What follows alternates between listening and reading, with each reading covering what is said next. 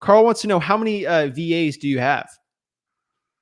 I used to have seven, but now I just have one that I'll send things to.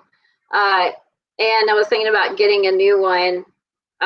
Actually, my partner hired a second one, and they data mine the cities for us.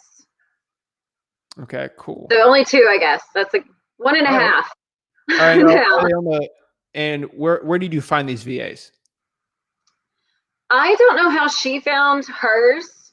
I think it's with the company she used to work with. They used to use some. So I think she got that one off of just some connections she had. But I found a lot of my VAs through Upwork. Yeah. And then if you ever do some traveling, like to Colombia, Mexico, any of those places, you can actually meet people in person and figure out where you can go for the cheapest labor. Because there's people getting VAs for $7 a day. I mean, it's totally possible.